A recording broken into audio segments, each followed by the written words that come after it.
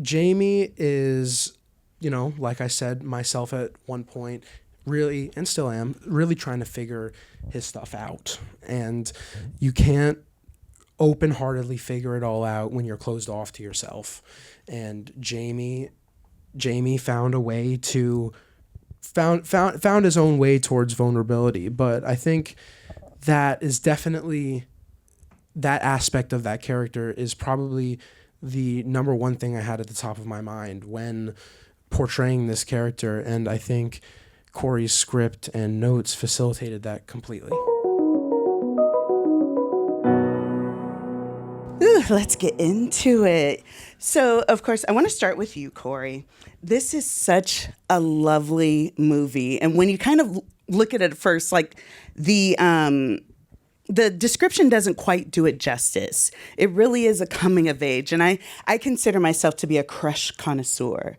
So I love crushes, unrequited or not. I love them. And watching this movie healed something inside of me as a girl, much less as watching it through Jamie's point of view. So tell me what kind of inspired the movie, and specifically when you looked at Isaac here, how did you know that he was perfect for the role? Yeah. Well, first of all, thank you for having us here. This is really cool to screen at the SAG Theater.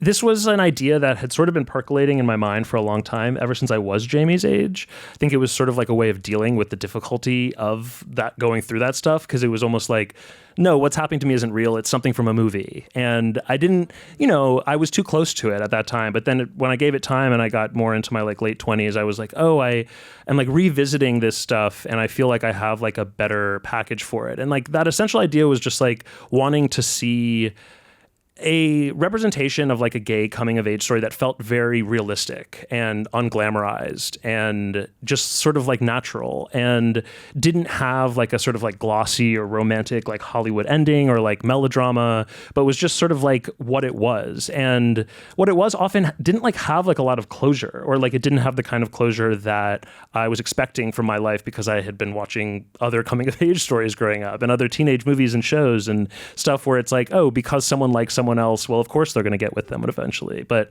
I had a lot of impossible crushes on someone that was straight or older, and that stuff, I didn't know how to really contextualize it in my life, but I thought that it was deserving of its own story. And I had experiences where it wasn't oh, I get together with that person and it was because it's for one reason or another it didn't work out, but I was still able to achieve closure in other ways. And I was oh, that those other ways, which often just involved being honest about my feelings, I was well, that's worth its own movie. And so that was sort of the impetus for it. And then, yeah, Allison and I watched Isaac's tape on the same night, and he was the first tape we watched, actually.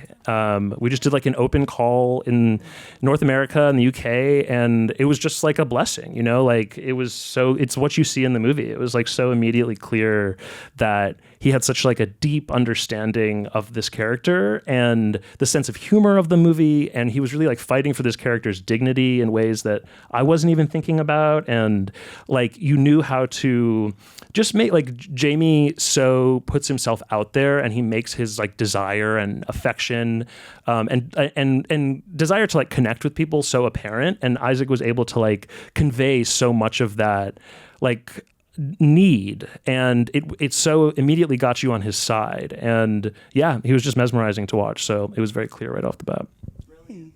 Well, Isaac, how does it feel to hear that you hit it out of the park? Well, I filmed this movie a while ago. And a while ago, for a lot of maybe older actors, 3 years probably isn't that long, but for someone who filmed it when I was so young, it feels like I don't even know who that guy is. But I do remember what it was like to fall into a character that I resonated with in a lot of ways, and not just on the sexuality degree, but being a younger kid just trying to navigate who he was, and pulling on some of those inner heartstrings was why I think I was able to bring Jamie to a more relatable place where I feel like he was able to be perceived by people in the way that he was meant to be perceived. That's beautiful. And I think you did a fantastic job. Jamie thank is you. so sweet. When you cringed, we all cringed together. It was great. That's exactly what I wanted. There we go. Emily, I wanted to talk a little bit about Nicole because she has a smaller role. However, by the way that Jamie acts and the decisions that he makes, we can see that there is a bit of an impact. Tell me what it was like kind of taking that role, but also being the more seasoned actor on set with these kind of young newcomers. I mean, I might have done more work, but these guys are so talented. So it wasn't like I was like, I can teach you something. I would teach you something about acting. Deschanel School of Acting. But yeah, I mean, I read the script and I thought it was such a beautiful story and just such a well-crafted script. And I loved it so much and I wanted to be a part of it the minute I read it. And even though the part was small, like there's times when I thought like, do I ask them to like bring her back at the end? Do I ask them? And I was like, no, it's not necessary. That's not the story they're telling and they know what they're doing. But I just wanted to be as much as I could a part of this film. But it was, so I just love being a part of it in any small way. And I loved, playing, I'm a mom of two boys. They're a little younger, but I kind of know what that is in general. And it was really lovely, especially to talk to Isaac about our character's relationship, and we had different perspectives too on the relationship, which makes sense. He was coming from Jamie's perspective and I was coming from Nicole's perspective of how we saw our relationship and how we saw each other and ourselves. And that was really interesting to explore. So I loved it, all of it. I loved all of it. Can you expand a little bit on that? I would love to hear more. I love hearing about, the process and figuring out the characters. And like I said, even though it was a smaller role, it was impactful. When we see Jamie dealing with the spices and talking about his love for cooking, we know that that's done in a kitchen that's allowed by you, And so what were the different ways that you kind of saw the relationship?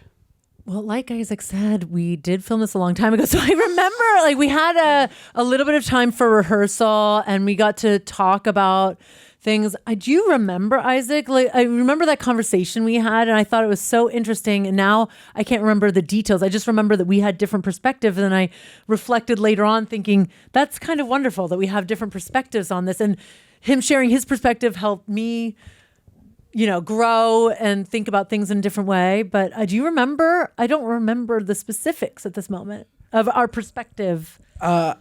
I definitely remember the vibe. I remember the vibe very clearly. But I think the main differences in opinion were solely just on mindset. Like I myself still am very young in comparison to Nicole's character. And how dare you? Okay. I'm sorry. I'm just 25. No, it's true. And like anyone else, there's always going to be generational perspective differences, and I think just the way I think it's definitely fair to say Jamie's creativity and vulnerableness is completely inspired by Nicole's vulnerability, and it comes across, I think, in that scene for both of us where we're talking about emotion. And I think that sort of chemistry was unspoken to show how much of an influence Nicole's character was on Jamie. So I'm just remembering a little bit. I'm wondering did you think that, now this is maybe a generalization and I'm remembering 3 years later or however long it was, but that our characters were not as I feel like maybe I thought our characters were closer, and I was like, we're not as close as I thought we were after talking to Isaac. Like I thought we were close, because I think I come from a perspective as a mom who I want to be close with my kids, but I also have to be a mother. So that was probably my own Emily coming in and thinking that way. That's interesting. Yeah. I love hearing about things like that because it allows you to kind of consider the different perspectives when you're putting together this character. I wanted to ask you, Corey, so this is a story that was very personal to you. So are you a writer-director who's like, I would like you to stick to the script as much as possible, or do you allow for like improv or collaboration? Is it a mix? What's your process on that? Yeah. I mean, when I'm working with actors as good as these, like I want them to, it's like such a huge asset to the script because I can get it as far as I can get. And I know what's sort of like the essential information to get across in every scene. But like when the actors are like inhabiting the characters to this degree and just so like understand these people's psychology and their language, like they can add so much through the process of both like rehearsal and improv. Like we sort of like the week of rehearsal was sort of almost like a rewrite on the script. Cause like if something felt stale or flat, I'd be like, well, try it in your own words. And then we would incorporate some of those new words into the script. And like, it was so important to me that like the movie felt like lived in and like these were like the way that real people talked. And like you guys just had so many good ideas. And whenever a scene like wasn't as funny as I was hoping it was going to be, like whenever you guys would improvise, it would just like make it so much juicier and funnier. And yeah, it was the best. Wonderful. Allison, so I know independent film in and of itself is a passion project. It's something that you really kind of got to get your hands in. We have, some producers are just like the wallet producers, and that's fine, Lord bless them. But some are very much hands in. And I know a big thing is, they say, hey, we need the moon tomorrow, so can you make that happen? And you're like, well, let me go find my lasso. Tell me about something during the production that may have went haywire that you had to fix and that you were able to get together. Well, just speaking of the moon, for example, shooting on a mountainside, Lake Arrowhead area at night with only 2 battery-powered generators to light your entire scene. Sometimes the moon ended up being our only source of light. No, but that was just one example of like, okay, we basically have one take to get this shot because our generator is at 0%. And a lot of that energy went to the coffee machine for whatever, because that's how sets work. That's also important. Right. I mean, valuable. So, just really contending with the elements. Like we were fully out there, there's even another scene where it was actually slightly drizzling while we were shooting that day. And we threw up that white pop-up tent, got him on the picnic table underneath that and was like, okay, we just need to get this now. We're going to lose the daylight type of thing. So God bless them for all just being through that. I mean, those are just 2 small examples, let alone, having to caravan 45 minutes down a dirt road and through the mudslide and all of that. But like amidst all of that, whether we're on 45-degree angles or in the mud with the bugs flying at them, like they dialed in, Corey and the actors were there, in those scenes, no matter what was swirling and swirling around them. When it came time to go, I could just see them lock in and bring it. So that just blew me away day after day. Mm-hmm. Well, I know you collaborate mostly with Corey and with the other kind of behind the scenes, but what relationship as a producer do you have to the actors? Well, they were hearing from me. I mean, with this one, I was really starting from the beginning with Corey, so it was very hand in hand, going through the casting process together, seeing Isaac blow us away, knowing we love Taj and Marion here in the front row from PEN15. I wanted to bring them in, like having Emily grace the show with her presence and being with us, like, it's important for me that you all had the best experience possible. And so, yeah, I was definitely there, boots on the ground type of thing, making sure that you had what you needed to be able to dial in, and to be able to bring it as best you could. It was beautifully done. We love it. Taj, let's talk about Will. Let's do it. He is such a quintessential big brother to the extent where you're just like, you want to put him in a headlock sometimes. Yeah, no, definitely. But however, we do see very small glimpses of vulnerability. We see that he actually does care for Jamie, but he's very loath to kind of show it because it's almost like he thinks if he shows it, it's going to make him soft. So tell us about Will's relationship to Jamie.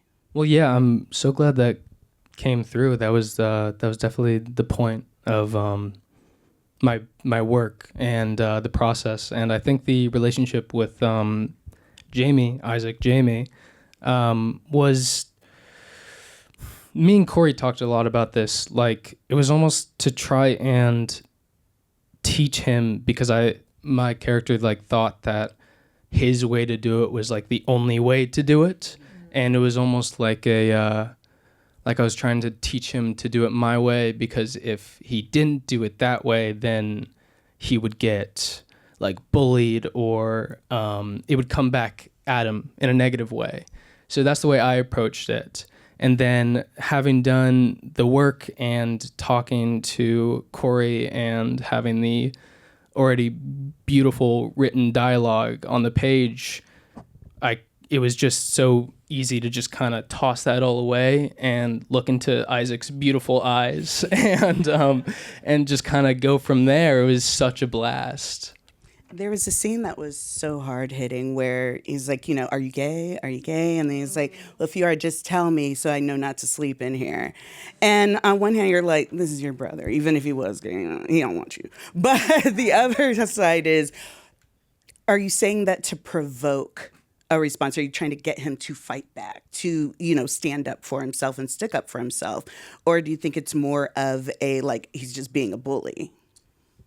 I tried to never approach Will as him just being a bully. I thought that, because obviously, like, seeing him and even reading him, you judge him right away. Like, I know y'all did.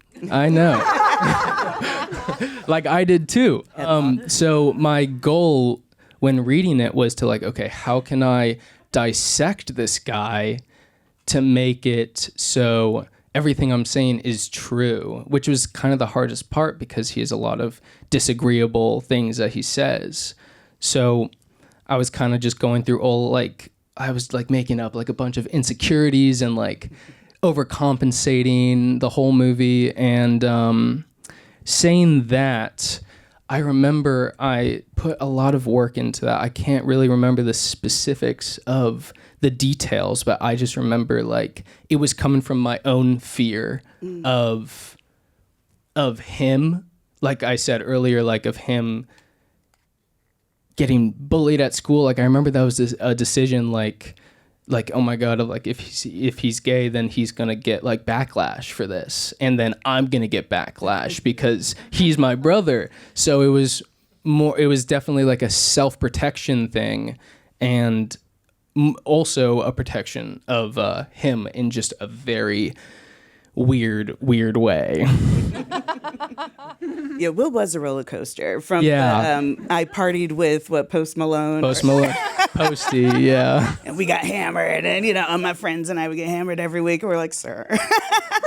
But slow your roll. Exactly. I think it presented such a great contrast between them. So then when we see Jamie later go through his gay list where he doesn't care about fashion. He's had crushes on girls before. He loves video games. So come on, guys. He doesn't have a lisp, And it was, I laughed so hard at that. And it just made me so happy. Do you ever, because I know everybody kind of has a time in their life where they are figuring out something about themselves, whether it is sexuality, whether it's just your place in the world. What is a time that you had like that may have kind of informed your reaction to that? Because it was just so pure. Are you talking to me? Yeah. Oh, no, to Isaac. Sorry. Isaac, yeah.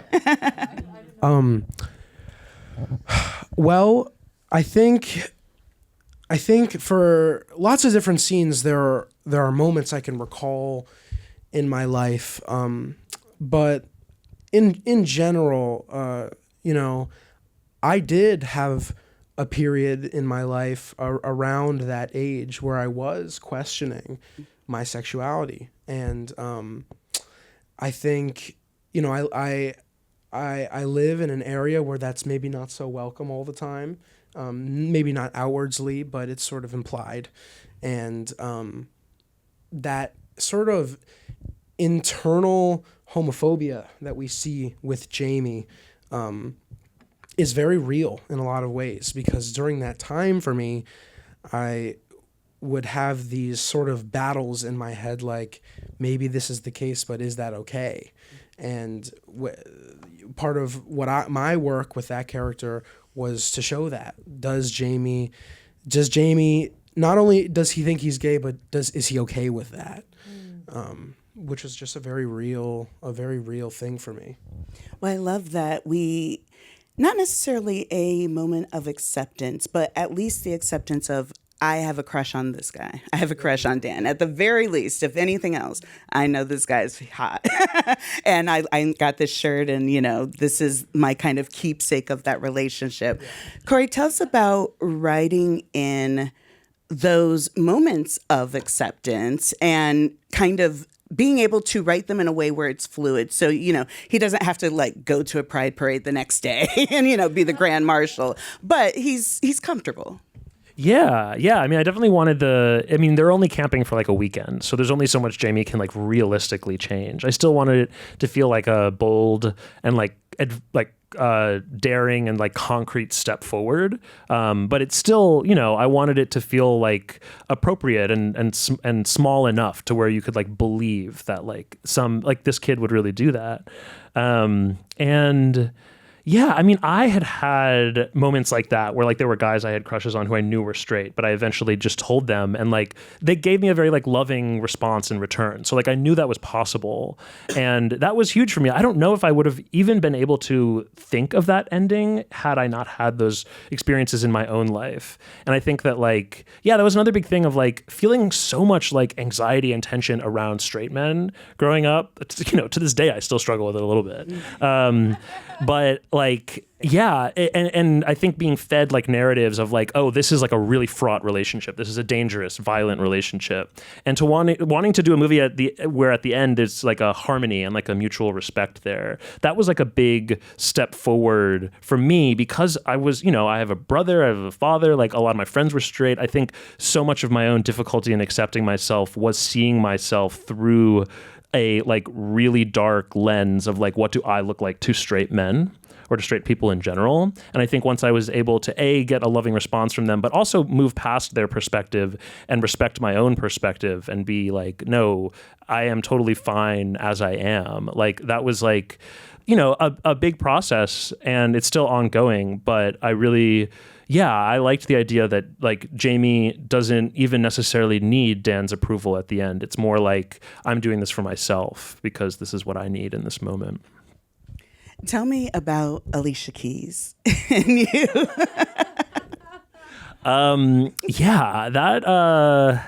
I liked the idea that like Jamie sort of had a little bit of like diva worship in him, and that he spotted that, oh, like Dan likes this, like loves this female artist as well. Like maybe we can sort of like kiki over that together, and like maybe it's a bit of a tell that there might be more to his sexuality than I know. And so it's like it was very much based on little moments like that where it's like, again, when you're a kid, and you think you might be gay and you've got crushes on other people and you're not sure of their sexuality, you're always looking for those tells, and you're often like relying on stereotypes to be like, oh, they look at their nails that way, they must be gay too, and you like rely on those little things because you're looking for any signal that it might be okay to like move a little bit closer to them. And so Alicia Keys was a good catalyst for that. I was mad at first because he was like, oh, I grew up listening to her. And I was like, you shut your mouth. I'm not old, you're old. But I absolutely thought that was just so sweetly done. I want to know we'll start with you, Taj. Tell me something that you mentioned a little bit, but tell me something that wasn't necessarily on the paper that you put into Will.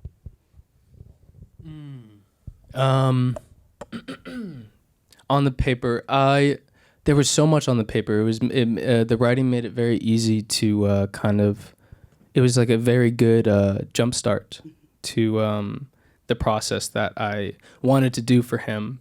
And I guess the things that weren't on the page basically became my work to fill it in, like where's Dad?